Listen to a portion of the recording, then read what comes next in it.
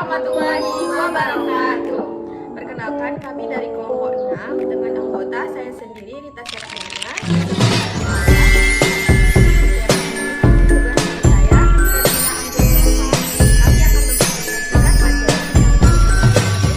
Baiklah, langsung saja ke pemateri pertama, yaitu saya sendiri yang akan membahas tentang kegunaan dan definisi dari uji regresi.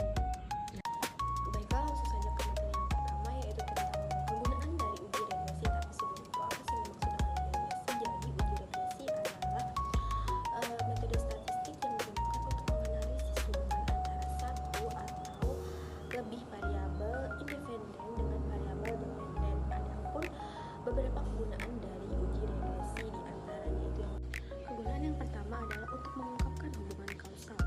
Analisis regresi digunakan untuk mengidentifikasi hubungan sebab akibat antara variabel independen dengan variabel dependen.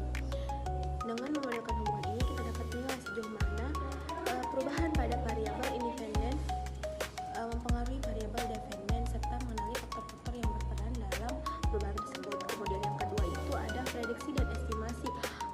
Model regresi ini memungkinkan kita untuk memprediksi variabel dependen berdasarkan variabel independen. Pendekatan ini bermanfaat dalam berbagai bidang seperti ekonomi untuk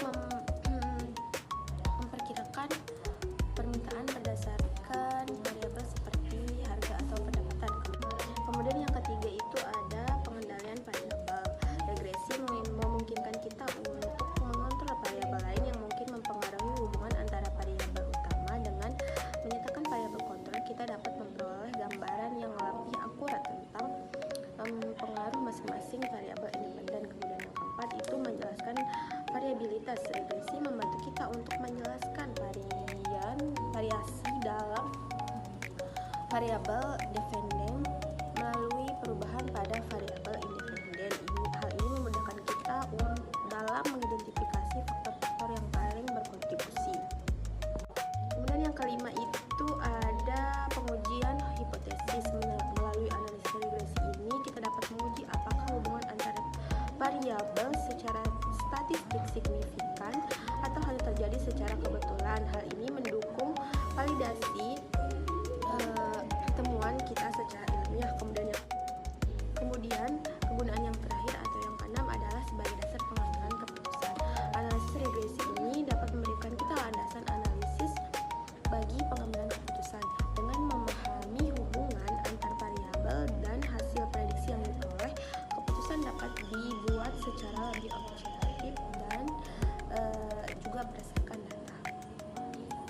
Sekian materi dari saya. Terima kasih. Wassalamualaikum warahmatullahi wabarakatuh. Assalamualaikum warahmatullahi wabarakatuh. Yang terhormat Ibu dosen, di sini saya sebagai pemateri kedua ingin menjelaskan terkait dengan persamaan regresi dugaan.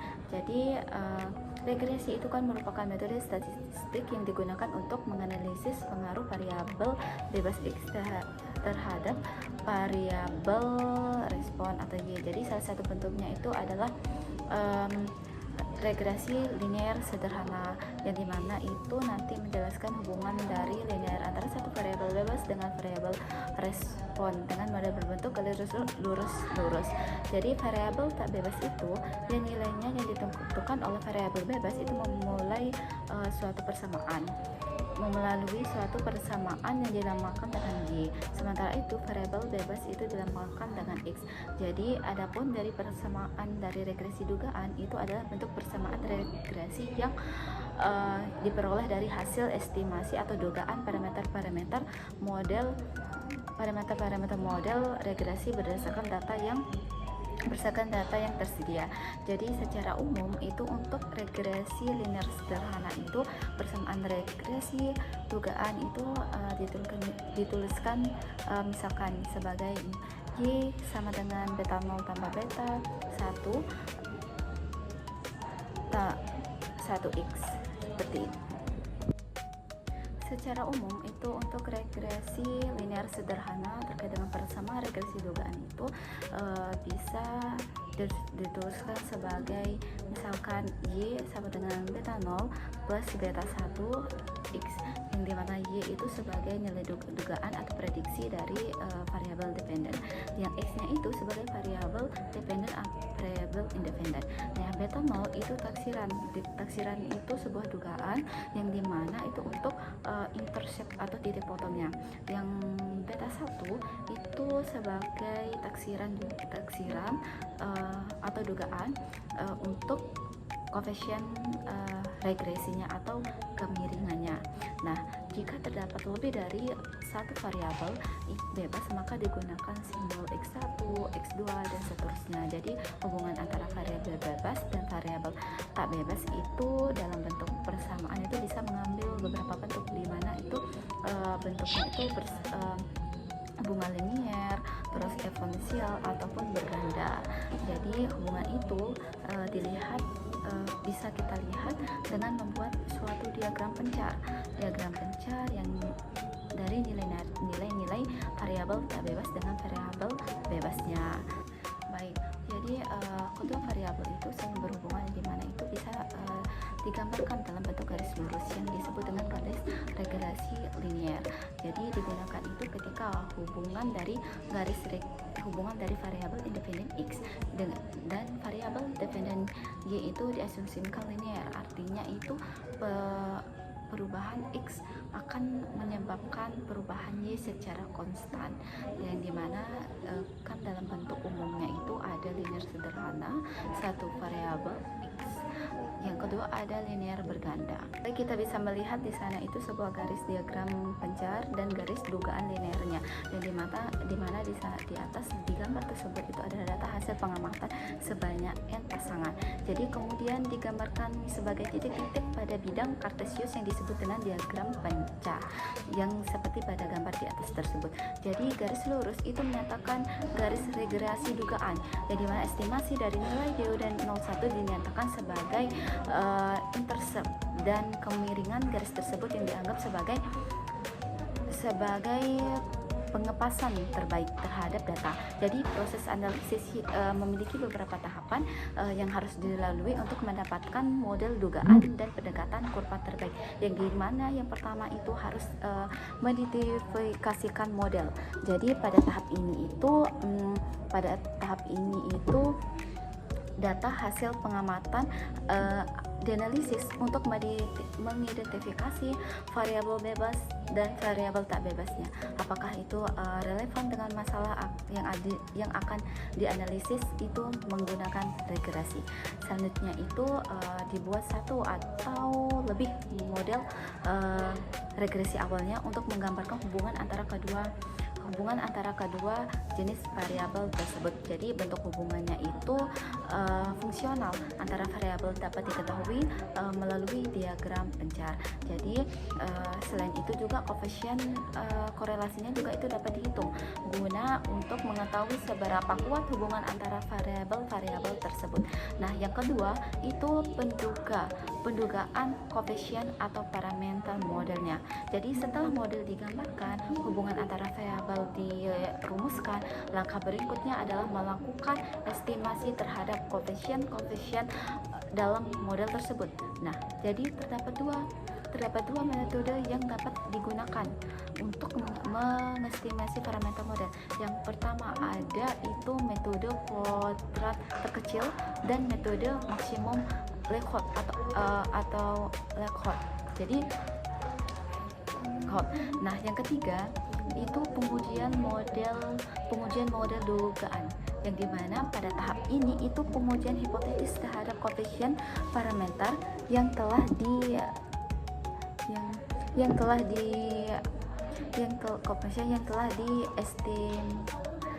estimasi pada tahap sebelumnya. Jadi sekaligus dilakukan evaluasi terhadap model regresi yang telah dibentuk. Selain itu juga kita akan melakukan sebuah pemeriksaan terhadap error atau galat, yang dimana itu untuk memastikan apakah asumsi-asumsi yang digunakan itu dalam model tersebut itu terpenuhi. Yang selanjutnya itu yang Yang ke penerapan. Jadi penerapan itu pada tahap ini itu adalah tahap terakhir yang merupakan tujuan utama dari analisis regresi, yaitu menyusun suatu pendugaan yang sahih dan dapat dipercaya terhadap data real hasil pengamatan. Nah, selanjutnya itu kita akan menentukan suatu kesimpulan tersebut dapat digunakan sebagai dasar pengambilan keputusan atau kebijakan. Baik, itu saja materi yang sudah saya sampaikan. Terima kasih. Wassalamualaikum warahmatullahi wabarakatuh. Bismillahirrahmanirrahim. Saya Sefi Rahmi akan membawakan materi tentang regresi linier sederhana. Oke, baik teman-teman, regresi linier sederhana ini adalah teknik statistik yang digunakan untuk membuat model dan menyelidiki pengaruh satu variabel independen terhadap satu variabel dependen. Nah, contohnya itu pengaruh berpikir kritis peserta didik atau siswa terhadap hasil belajar, atau pengaruh pendidikan karakter terhadap karakter siswa, seperti itu. Nah, kemudian regresi linier sederhana ini juga merupakan metode yang sederhana namun kuat untuk memodelkan dan menginterpretasi hubungan. Selain itu, regresi ini melibatkan dua variabel, yaitu satu variabel independen atau yang bisa diinterpretasi atau disimbolkan dengan X, dan satu variabel dependent yang disimbolkan dengan Y. Variabel independen berarti variabel yang mungkin akan mempengaruhi nilai variabel dependent. Variabel dependen berarti variabel yang mungkin dipengaruhi oleh variabel independen. Nilainya tergantung pada nilai variabel dependen. Jika korelasi tinggi, maka dependensi juga tinggi. Tujuan regresi linier sederhana adalah menemukan hubungan linier antara variabel-variabel yang diobservasi direpresentasikan oleh suatu persamaan garis lurus.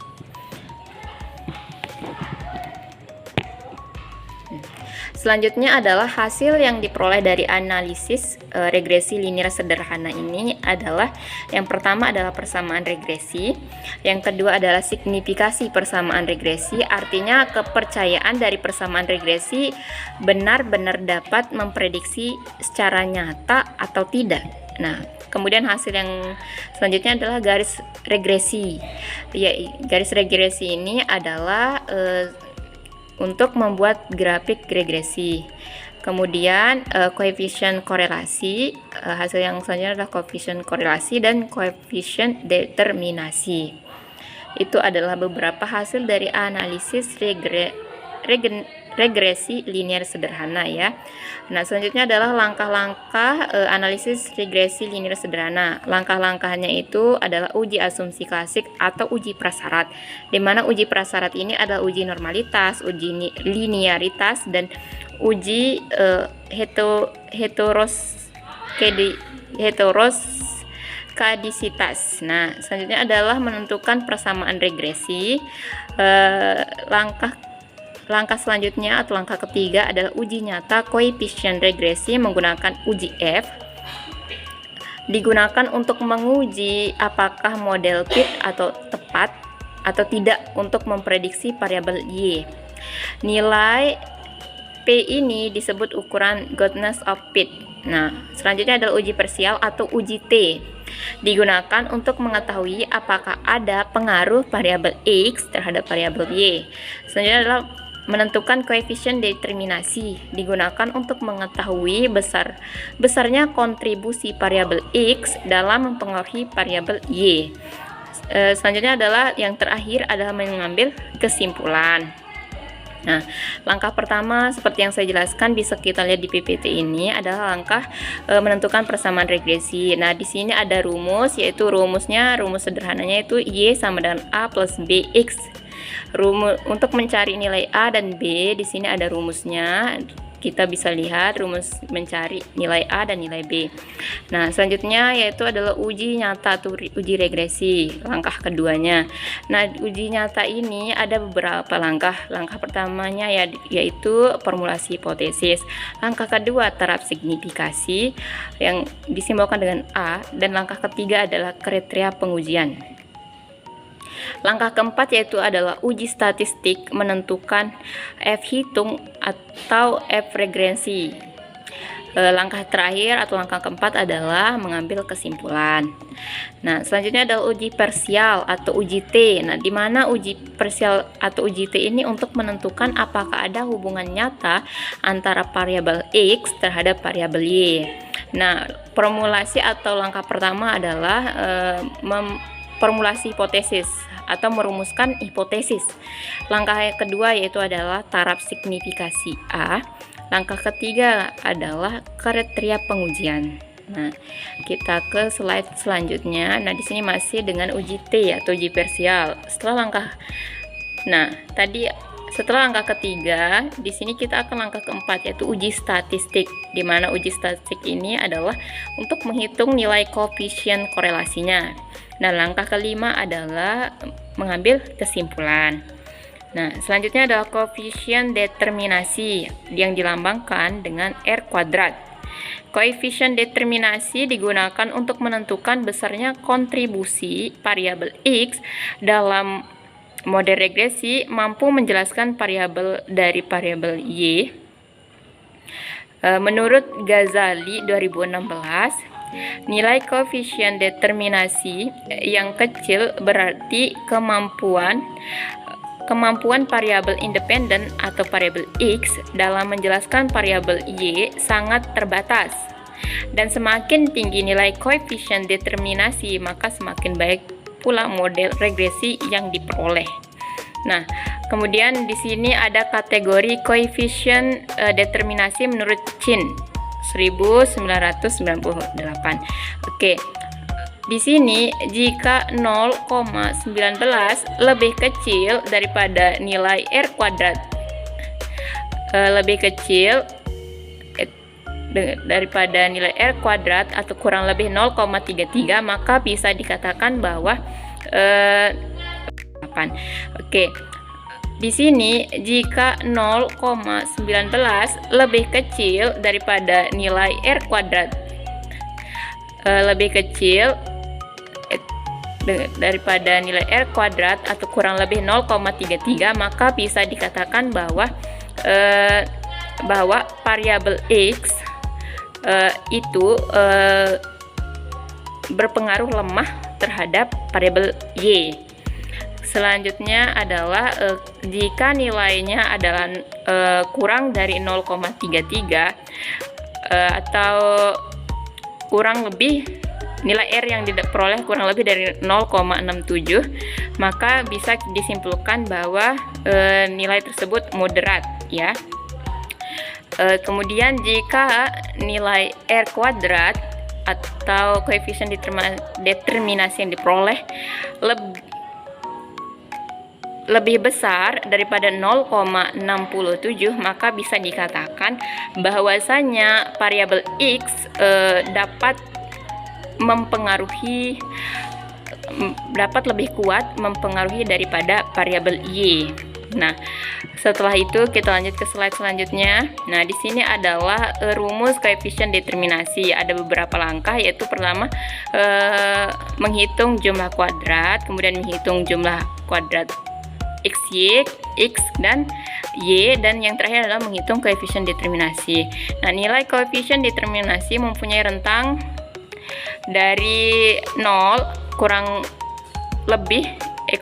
dari R kuadrat kurang dari 1. Biasanya diubah menjadi persentase, ya teman-teman.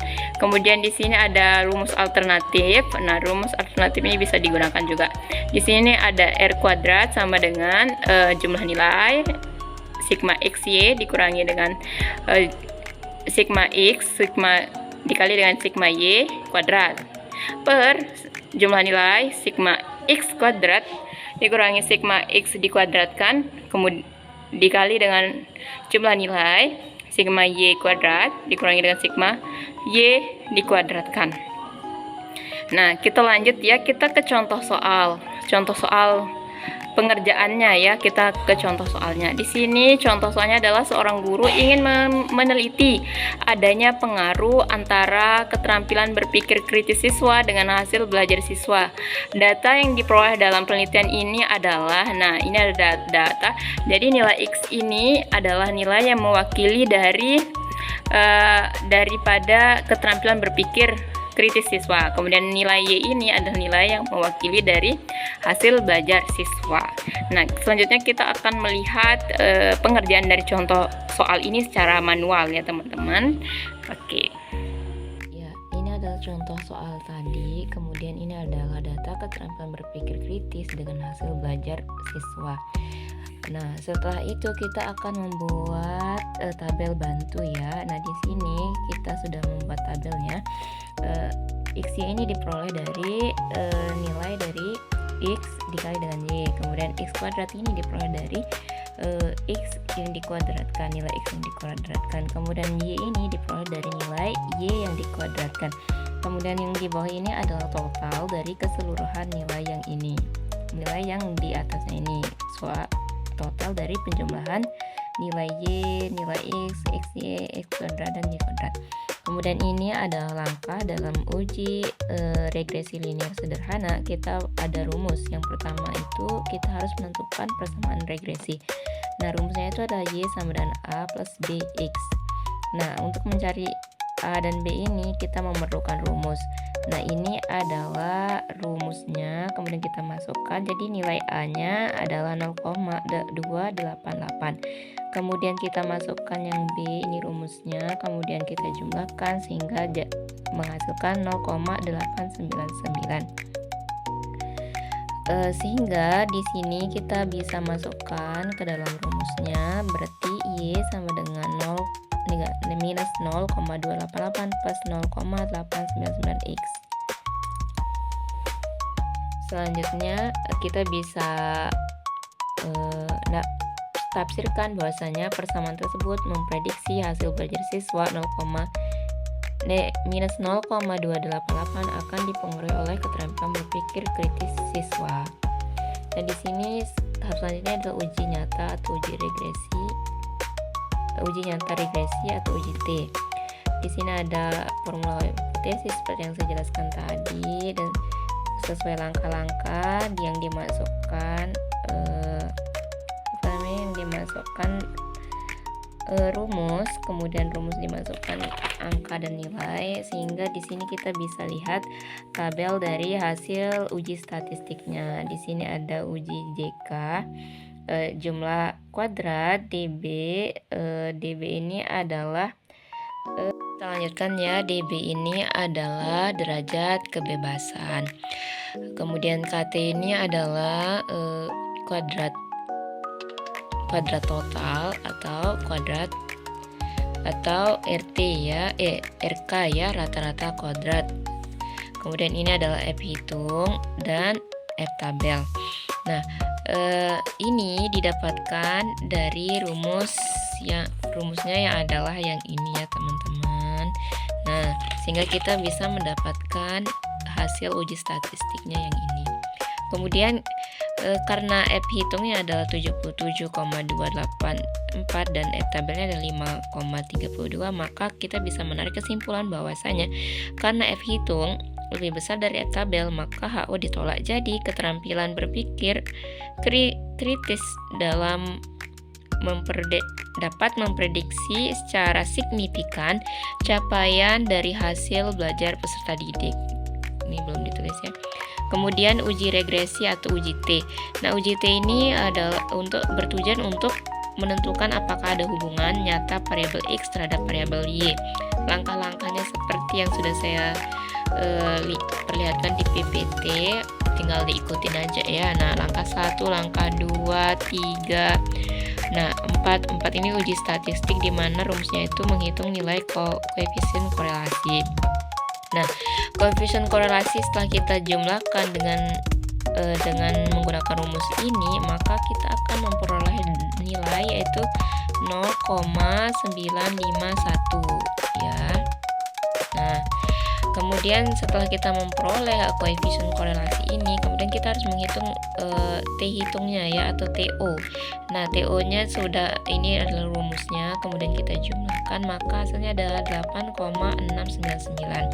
Nah, kesimpulannya di sini adalah diperoleh TO 8,699 dan TA 2 N negatif 2 2,306 karena TO lebih besar TA per 2 N dikurangi 2, maka HO ditolak.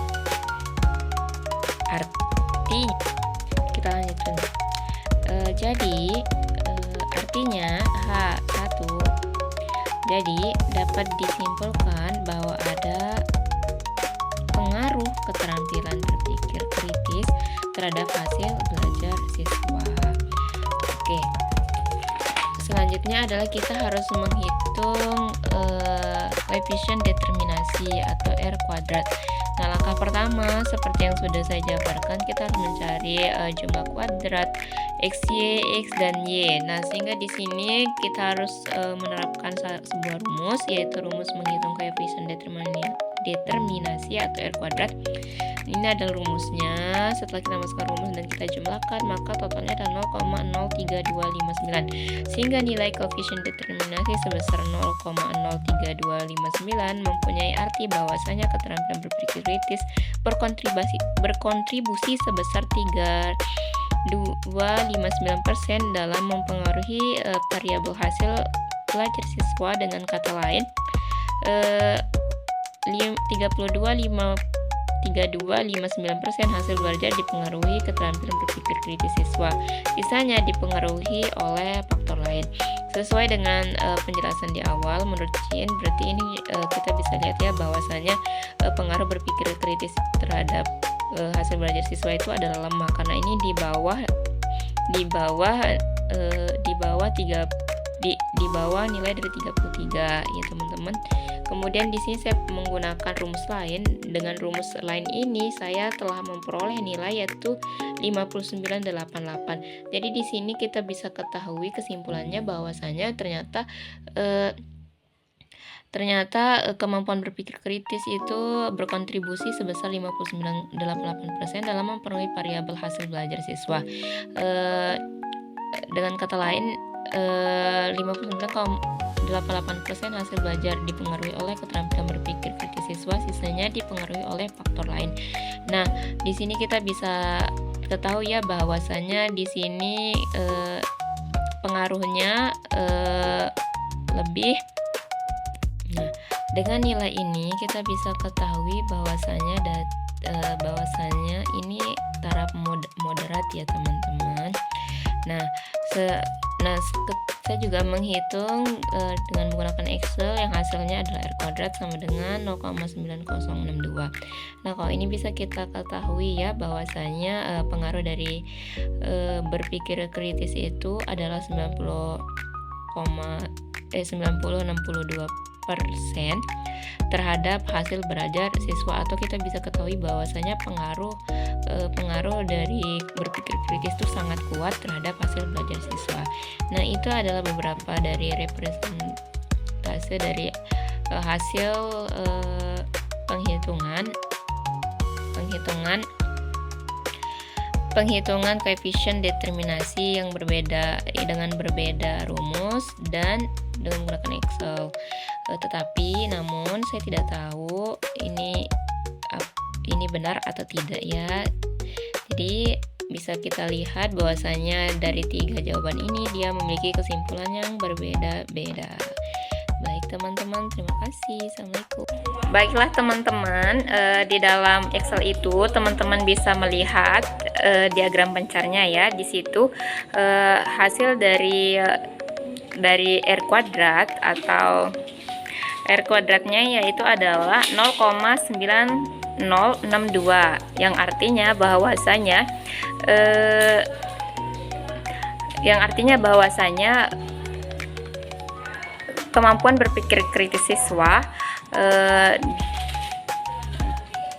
mempengaruhi sebesar 0,9062 atau 90,62%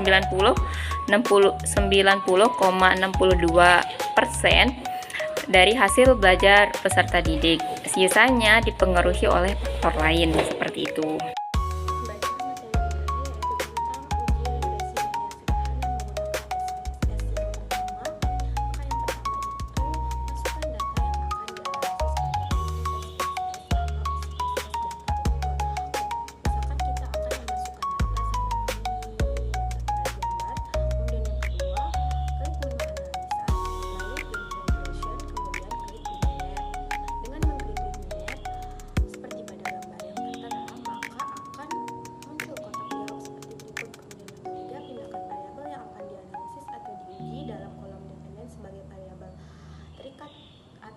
Dan independen sebagai variabel bebas X kemudian yang keempat, X statistik untuk menentukan uji tambahan seperti gambar berikut lalu klik continue. Dan yang kelima, pilih plot untuk membuat visualisasi gambar seperti berikut.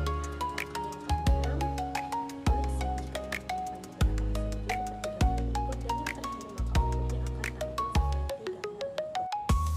Sekian materi dari kelompok 6. Terima kasih. Wassalamualaikum warahmatullahi wabarakatuh.